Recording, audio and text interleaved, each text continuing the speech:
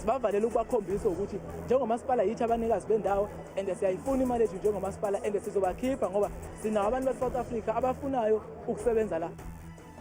Isigqeba sekomiti yesixeko saseRhawutini siqhube uqoqo namhlanje kwiivenkile ezikumbindi idolophu ezisetyenziswa ngabemi bangaphandle abakweli ngokungekho mthethweni. The individual, as we said, is unharmed, and then we have obtained his statement, and we are following the leads.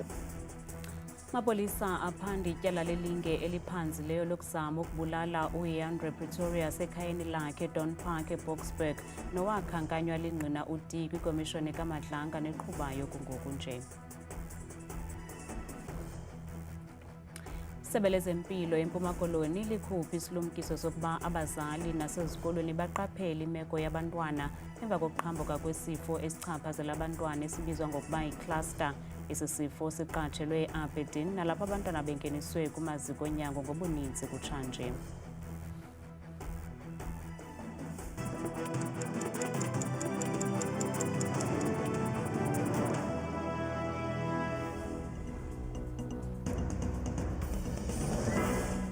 Sinibulise emakhaya uKanda Ndambi Ndodwa Ndaba noPhumza Sikhumba noyitolikiyo lwimi lwezandla. Isigqeba sekomiti yesixeko saseRhawutini namhlanje singene singabhungisanga kwiivenkile ezikumbindi idolophu ezisetyenziswa ngabemi bangaphandle abakweli ngokungekho mthethweni. Elinyathelo injonge kukubuyisa izakhiwo zoshishino eziphantsi kwenkampani Johannesburg Social Housing. Zivalwe mba iivenkile kwishishina kuzo abemi bangaphandle abangagunyaziswanga ukuba kweli kumbindi Rhawutini namhlanje. Ilungu lekomiti kasodolophu elijongene nokuhlaliswa koluntu umlungisi Mabaso ukhokhele oluqoqo athe linyathelo lokuqala ukuqinisekisa ukuba ezi ndawo zibuyiselwa kubemi beli lizwe. Namhlanje sila e-Inner City njengomkhandlu wase-City of Johannesburg i-Department of Human Settlements la khona besizokwenza khona i-audit ne-inspection ukubuka ama-properties or ama-spaces lawa ey'tolo esiwa-ownayo njenge-Department of Human Settlements la khona esiwadedelile sawanikeza ama-foreign nationals ukuthi ara nama-businesses awo lana beqashana bodwa-ke njengama-foreign nationals and abasizi-ke ukudila ne-issue ya-unemployment in the country and abasizi futhi ucontributor emalini esiyikolekayo njengomkhandlu ngoba lezi iy'tolo njengoba yihlangenelana nje zisikweleta more than 2.5 million and ukusebenza kwabo akukhombisa ukuthi lukhona ugqozi lokuthi bengasibhadala le mali ngoba abanye babo bawasayina amafomu ashoyo ukuthi bayakuvuma ukuthi bayasikweleta kodwa bazoyibhadala imali yabo kodwa mawubuka imali abayibhadalayo iyakutshena ukuthi bazoze bephume la bengaqedile ukuyikhokha le mali ngoba isikweletu siyakhula asehli kodwa labantu laba abafuni futhi ukukhokha. So-ke into esiphatha kabi ukuthi bakhombisa ukuba arrogant noma si-engage nabo ngoba bayakutshena ukuthi kusho ukuthi ikhona lento abayithembile esingayazi. Uhlabele Mgama esithi ukuvalwa kwezivenkile kuyamene neenzame zesixeko zokuzama ukufumana imbuyekezo ngokusetyenziswa kwezindawo ukuze kufunquke uqoqosho lwesixeko. Ingakho-ke namhlanje sibavalile ngoba sibavalele ukubakhombisa ukuthi njengomasipala yithi abanikazi bendawo and siyayifuna imali yethu njengomasipala and sizobakhipha ngoba sinawo abantu base-South Africa abafunayo ukusebenza la. Bakhona abafikile sisebenza khona namhlanje besitshena ukuthi bayifuna indawo yokusebenza kodwa banendawo yokusebenza. Uyisonge ngelithi baza kuthi qolo besebenzisa amaqhinga afanayo kuzo zonke iivenkile ezisetyenziswa ngokungekho mthethweni ngabemi bangaphandle. Abahlali, abazali kunye nabafundi bavale indlela iYuch neBoffelsfontein ngamatayala avuthayo ngelikhalazela ingxinano kumagumbi okufundela kwisikolo samabanga phezulu iWoma High School eGqeberha eMpuma Koloni. Amanye amagumbi anabantwana abangaphaya kwama-70 kwaye esi sikolo sinamagumbi angasese asibhozo. iWoma High School yakhiwa ngelilungiselela abafundi abayi-1,500 kodwa ngoku esi sikolo sinabantwana abangaphaya kwe-2,400. Azange ndayibona into enjena apha eWoma. Ndicela izikolo iWoma mayibe nezikolo bazi-5 noma bazi-6 emabhangalweni isikolo Solomon isikolo eG-West kwanekliniki mzali wami. This is diluting our 98% pass rate because abantwana abaninzi in the classroom. Therefore we feel that we're being abused. Otishara abantwana have been abused. Us as the parents as well, we feel that no urhulumente akasiboni akasazi usilibalekile and then The only language that they listen is when we do this. It's unfortunate. We have lost a day of school today, and it is our priority. Into abantwana beka namhlanje baseklasini. Sibhala kabuhlungu mamam ngoba abanye abazoba nayo i-chance yokuba bagqibe funeke silindelane xa sizawubhala and omnye uhlela kabuhlungu ecaleni iba yiloo nto mamam. And xa sihleli phaya esitulweni omnye akazive comfortable xa ebhala asimuva nomisi nomnye uzabe efuna esakhe ispace akaziva kakuhle. Mapolisa aphanda ityala lelinge eliphanzileyo lokuzama ukubulala uWeandre Pretorius ekhayeni lakhe eDon Park eBoksburg nowakhankanywa lingqina elaziwa ngoWitness D kwikomishoni kaMadlanga neqhubayo kungoku nje.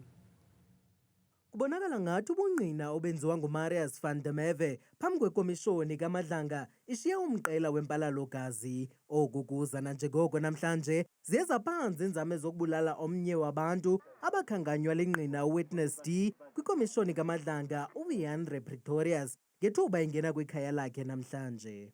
It happened that he suddenly have seen a vehicle which have approached him, and then suddenly shots were fired from that vehicle. As shots were fired, and then he tried to save his life, and then he went underneath the car based on the interviews which we have conducted. And after a while, that vehicle sped off. Zibalelwa ngaphaya kwe-16 imbumbulu ezifunyenwe kwindawo yesiganeko nangona kunjalo usindile uPretorius. No, the matter of individual, of course, the individual, as we say, is unharmed, and then we have obtained his statement, and we are following the leads, and we're hopeful that in terms of technology, we will be in a position to can get some leads in terms of the technology. You can see this area, according to my observation, is affluent, suburb, and we will be in a position to can get some sort of a technology which will assist us in terms of investigation. Abakwantsasana bathi sele kuchongwe iqela eliza kuphanda ngesisiganeko kuquka netyala lokubulawa kwengqina uD nogama linguMarius van der Merwe. Kanti umongameli Cyril Ramaphosa ugxeke kabukhali iziganeko zokuhlaselwa kwanokubulawa kwamangqina ekomishoni kaJaji Madlanga. We are appalled. We are terribly appalled at attempts that are being made by those who have been doing wrong things against witnesses. And we want to tighten security much more so that those witnesses who are giving evidence online should not be easily identified. But it is completely unacceptable.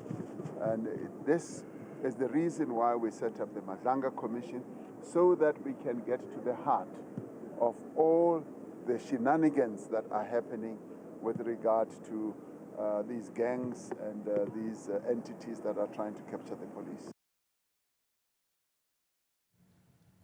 Iintsapho zabasebenzi bomgodi iLilliemine abathathu abavaleleka emathunjini omhlaba ngo-2016 zisafuna ubulungisa kwaye namhlanje bezingqungelele ngaphandle kwendawo yeqhwayelo ukuqaphela iminyaka 10 sukela kwathi kwenzeka esiselegu. uPriti Nkambule, uYvonne Mnisi kunye noSolomon Nyurenda abakakakhutshwa kunangoku emathunjini omgodi iLilliemine.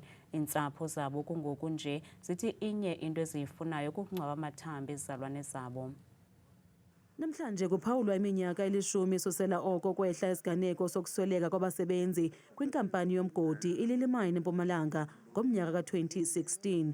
Nangona sele kudlule ixesha elingaka, iintsapho zamaxhoba zisanxunguphele kwaye zisazibuza imibuzo engaphendulekiyo. Izolo inkokheli ye-Action SA umnumzana uHerman Mashaba ufake isikhalazo ngakwigunya bantu lezotshutshiso kunye nekomishoni yamalungelo oluntu ngeenzame zokufuna ubulungisa kubasebenzi abavaleleka emathunjini omhlaba. Well, I think it is very clear the NPA, the South African Human Rights Commission, and all agencies of our criminal justice system, they are protecting the NNC oligarchs who are working with the mine management of this particular mine to ensure that that container is not retrieved, because they know the consequences of the retrieval of that container. Ngo-2023 inkundla ephakamileyo yaseNelspruit yadiza ukuba intlekele yaseLilliemine yabangelwa imisebenzi yokomba engekho mthethweni ngakulo mgodi ngexesha lokudilika kwawo. uMashaba uthi ukungahoywa kwalo mba kukunyhashwa kwamalungelo oluntu. The establishment of the South African Human Rights Commission, the establishment of the Public Protector was just a facade to deceive us South Africans that they care about us. But here's a clear indication of how uncaring this government is. Ezintsapho zethu urhulumente uzincatshile. As the families, we've been subjected to another torture in a form of inquest at Mbombela Magistrate Court, led by Judge A. van der Merwe. I personally asked them, what's the purpose of the inquest? Because we've been in and out in courts of the Republic up until the Constitutional Court. Ezintsapho nebezibambe umthandazo waminyaka le ngelithi zekulungele ukuza kule ndawo rhoqo uza kukhumbula esi sithathu. Isebe lezempilo eMpuma Koloni likhupha isilumkiso sokuba abazali nasezikolweni baqaphele imeko yabantwana emva kokuqhambuka kwesifo esichaphazela abantwana esibizwa ngokuba yi-cluster. Esi sifo siqatshelwe e-Aberdeen nalapho abantwana bengeniswe kumaziko onyango ngobuninzi kutshanje beneempawu ezahlukeneyo eziquka umkhuhlane, amahlaba, intloko ebuhlungu ze abo baneminyaka emihlanu nangaphantsi babonakale benengxaki yokuphefumla. Ukuqhambuka kwesi sifo isichaphazela abantwana kuqatshelwe ngamaziko ohlukeneyo phakathi komhla wama-30 kuJanuwari ukuya kumhla wesi-3 kuFebruwari kulo nyaka. Iingxaki ezifana nokuba nzima kokuphefumla kwaneziso ezibuhlungu zezona mpawu eziphambili ezithe zabanjwa kubantwana abaninzi. Amaziko ezempilo abhalisa ukwanda kwabantwana abaneempawu ezifanayo zobunzima kokuphefumla nezisu ezibuhlungu. Uninzi lwabantwana bafike nezi mpawu zilandelayo: umkhuhlane, intloko ebuhlungu, umqala obuhlungu, ukukhohlela, ukuphelelwa ngumdla wokutya, ukugabha kunye neentlungu zezisu kwezinye iimeko. Ukanti isebe sele lithabatha amanyathelo okuthintela ukunwenwa kwesi sifo ngelixa abazali nabantu abagada abantwana nasezikolweni bekhuthazwa ukuba babagcine benamanzi oneleyo emzimbeni, baziqhelise ukuhlamba izandla yaye baqaphele neempawu ezibaluliweyo. Liphantsi lilinge lokubuyela emsebenzini kwinkonzo yesipolisa lalo wayesakuba ngumkomishina lolibambela wamapolisa kuzwelonke uNjengele Rhumutso Phahlane, okukuze emva kokuba inkundla yezibheno ezabasebenzi ithe yangqinelana nesigwebo sangaphambili senkundla sokuba ukugxothwa kwakhe ngo-2020 kwenziwa ngendlela efanelekileyo. Lo kaPhahlane wagxothwa ngoJulayi ka-2020 emva kokufunyanwa enetyala lokuziphatha ngokunganyaniseki kunye nokuhlaza igama lesipolisa kulandela iinkqubo zoluleko ezinxulumene neenkqubo zokuthengwa kwezixhobo zokusebenza zesipolisa ngexesha lakhe njengentloko yeenkonzo zophando. Namhlanje kufundwe inqwaba yemiyalezo kaWhatsApp phakathi kwalowo ujongene necandelo leenkonzo zophando kwinkonzo yesipolisa yeli uBrigadier Rachel Macheng kwakunye noKate Matlala. Kuvele okokuba lo kaMacheng waphiwa intwenka yemali kuquka nezipho nguVusi Muzi Kate Matlala ukwadize ukuba babethandana ngelo xesha. None of the gift nor monies received from him were related to me having an influence to the awarding of the tender or the execution thereof, as I started receiving them from 2017 while being in our on and off relationship. From the inception of our romantic relationship, he will pay money directly into my FNB account. But when he was requesting another bank account, I asked him why another bank account, and he stated the following: he doesn't want the wife to find out about our relationship, the gift and the monies, because she knows me only as a friend. Now that he has a contract with SAPS, he doesn't want it to look like he's paying me for favors and doesn't want the gift to jeopardize my career, as other people might think about it in the wrong way. The account used was for a friend, Mudieri Kakana, who owns a butchery. Ukwanthe amaqithiqitha awayewafumana kumatlala awananto yakwenza nendlela awayesebenza ngayo lo kaMatlala, ingakumbi ekufakeni izicelo zethenda kurhulumente, kwaye yena zange abe nasandla ekufumaneni ithenda kurhulumente. There's no way that I will assist Mr. Matlala on a stream that I'm not involved in. Unless it was for medical surveillance in my environment, maybe then I will try to assist. But if it's for a different stream, there's no way that I will be able to assist him. Well, you could assist him by speaking to your colleague in that stream to help him out. You could. There's always that possibility that you could speak to someone in that other stream. Somashishini wasemntla-ntshona kwalilungu le-ANC uSuleiman Karim uza kunyanzelwa ukuba avele phambi kwekomishoni yophando kaJaji Madlanga. Kundla ephakamileyo yasePitoli isichithile isicelo sakhe nalapho ebecela umngeni kwisinyanzeliso sekomishoni kaJaji Madlanga sokuba ayokuvela phambi kwale komishoni. Lo kaKarim ebetyhola le komishoni ngokuba nebatha. Ebutsheni bale veki ikomishoni kaJaji Madlanga izikhanyele ezizityholo yatsho isithi lo kaKarim baleka ukuza kuvela phambi kwale komishoni. Umnumzana Karim utyholwa ngokusebenzisana noVusi Mozikhet Matlala, kwaye kuthiwa yena imbuyekezo yakhe yayisuka kuMatlala yaba yi-1.5 million rand. Nansi imozulu noThabile Makhaphela.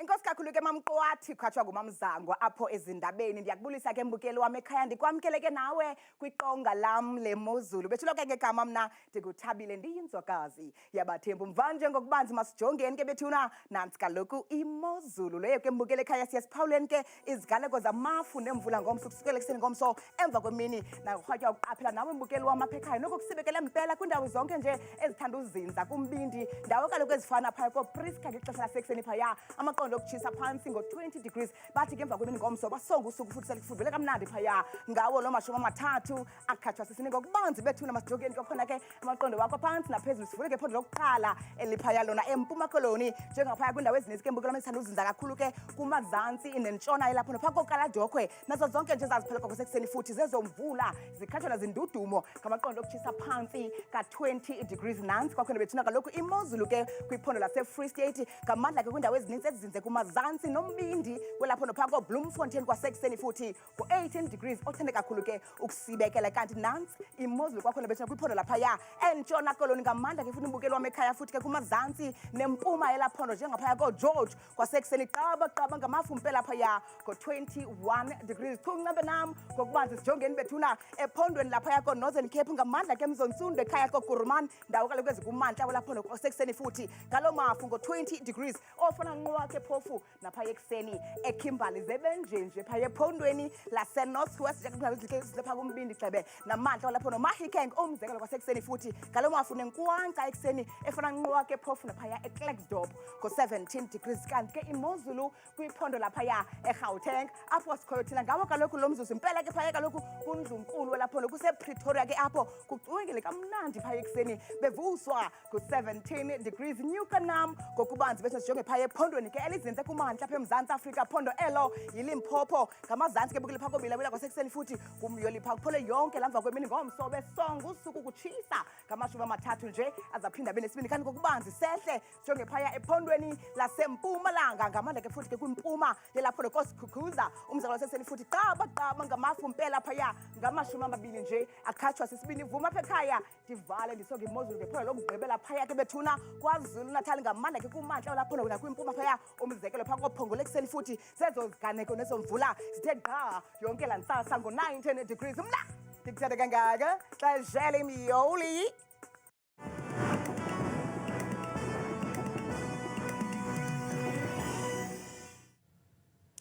Ukele ungawafumana la manqaku namanye kwiqonga lethu le-YouTube nelithi Iindaba Zethu. Kanti ngomso oogxa bethu bayabuya beziphaka zishushu zindaba ngolwimi lwesiZulu kamnandi mawethu.